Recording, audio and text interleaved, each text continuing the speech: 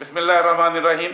Rashid हिजाजी हकायक TV के साथ आज हमारे मेहमान हैं एक बड़े साफ सुथरे सियासतदान, जिसे कहते हैं नीट एंड क्लीन, कि कोई उनके दामन पर कोई दाग नहीं है।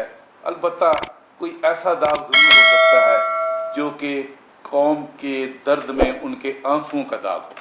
क्योंकि मैंने इनको देखा है, ये आबदे शब जिंदादार हैं, अल्लाह के सामने झुकने वाले हैं।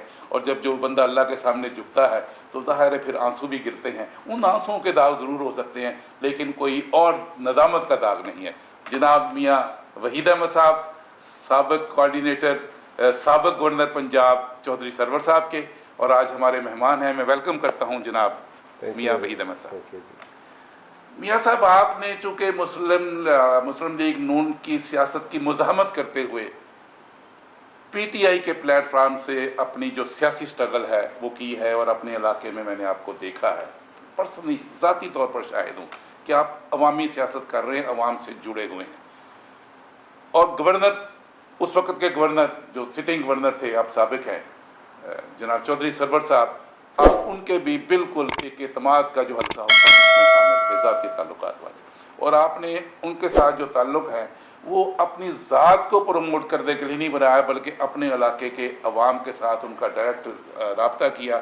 अपने हल्के के लोगों को गवर्नर हाउस में लेकर जाते रहे और मसाइल हल करवाते रहे।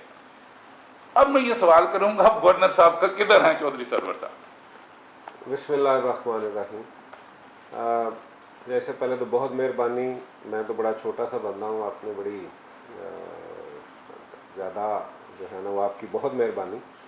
जहाँ तक चौधरी सरवर साहब की बात है, वो आजकल तो वैसे यूके में हैं, और जो सियासी आप जो पूछना चाह रहे हैं वो पार्टी के अंदर पीटीआई में ही हैं और पीटीआई के साथ ही खड़े हैं। आपने देखा है कि कई किस्म की अफवाहें जो है ना वो गर्दिश करती रहीं। कहीं पे उनके हल्के भी बता दिए गए कि वहाँ से नून लीग से लड़ेंगे, किसी ने कहा जी वो पीपल्स पार्टी से जो है ना, लेकिन उन्होंने कोई इस तरह की ना बात की है।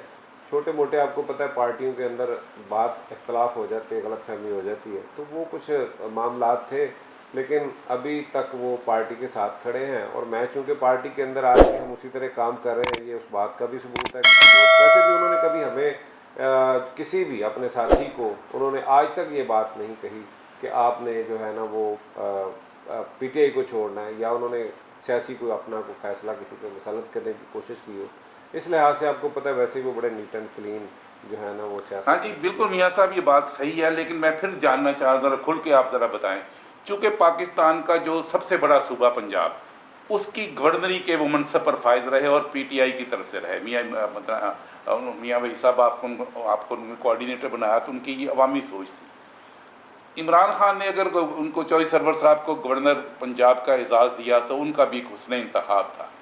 पंजाब के सबसे बड़े सूबे के वो गवर्नर होने के बावजूद जब एक सियासी बहरान मुल्क में आया और इमरान खान के साथ, जैसे वो कह रहे हैं कि एक अमरीकी ग़ुलामी नाम मानने की वजह से, एब्सोल्युटली नो कहने की वजह से अमेरिका ने ये रजीम चेंज की, और उस पर इमरान खान साहब ने एक नेशनल लेवल पर स्टैंड लिया।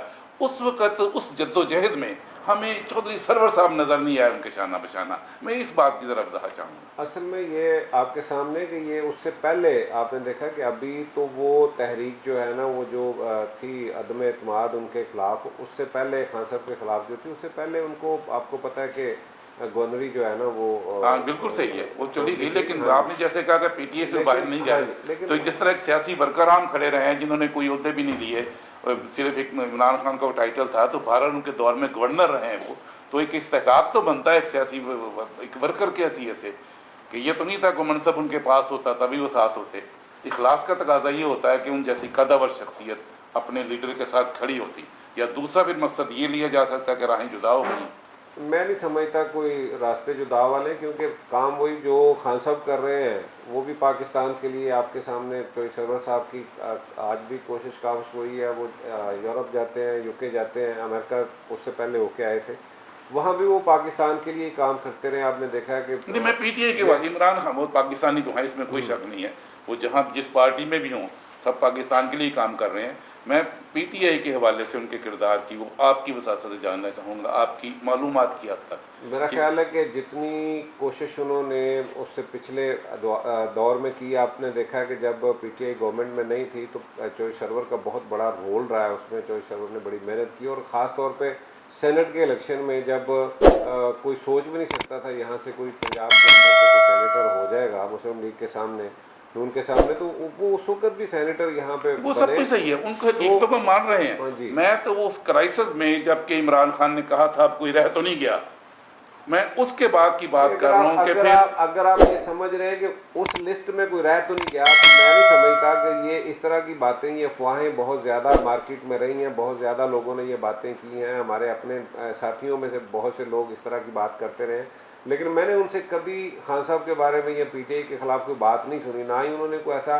अभी आप देखें कि आप बाकी दोस्त जो गए, अलीम खान साहब गए, आपको ग्रुप सामने आ गया, जंगी तरीन साहब गए, आपके सामने आ गए, लेकिन चौधरी सरवर साहब का आपने कहीं भी नहीं देखा। मतलब पार्टी मौजूद है और पार्टी में मौजूद है। अब चूंकि कुछ हालात उस वक्त ऐसे बने कि वो खामोश हो गए और उन्होंने खामोश नहीं हुए ना, नहीं मुखालफना बयान स्टेटमेंट देकर वो नहीं, वो एक प्रेस कॉन्फ्रेंस उस वक्त वो आपके सामने है कि मैं आपको बताऊं कि खाली ना तो खान साहब की तरफ से वो बात थी, ना कोई बड़ी जो है ना हमारी सियासी क़यादत की तरफ से। बहुत से लोगों ने यहाँ से पंजाब के अंदर से उसी वक्त जो है ना उनके खिलाफ इस तरह की बातें शुरू कर दी थी जो नाकाबिले बर्दाश्त थी, उन पर इस तरह के इल्ज़ाम लगाए गए। उनका जवाब उन्होंने दिया, उन्होंने कोई इस तरह की बात नहीं की, उन्होंने ना पार्टी छोड़ने का कहा, उन्होंने कहा कि मेरे पास जो है ना वो असल में गवर्नेंस पे कुछ चीज़ें इशू थे उनके, उन्होंने वो बात की। बाकी वो खुद से उन्होंने जो आप पार्टी के लिए किया है, मैं समझता हूँ कि उस वक्त जिस तरह के हालात थे पार्टी के, आपके सामने पूरे पंजाब के अंदर ना टिकट होल्डर्स का, ना स्टेक होल्डर्स का, ना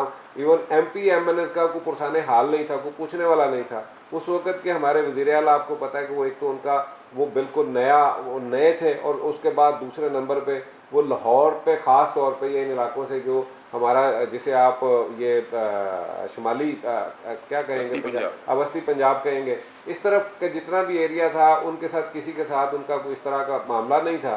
तो वो सारे के सारी पार्टी को जो पंजाब के अंदर मैं समझता हूँ कि अगर किसी ने संभाला हुआ था या पार्टी के लोगों को कोई वहाँ पे कोई उनकी जो है ना वो हो रही थी, उनको इकट्ठा किया हुआ था, तो वो चौधरी सरवर का किरदार था। उन्होंने हमेशा पार्टी के लिए वो रोल अदा किया। अच्छा जी, व्हाट नेक्स्ट?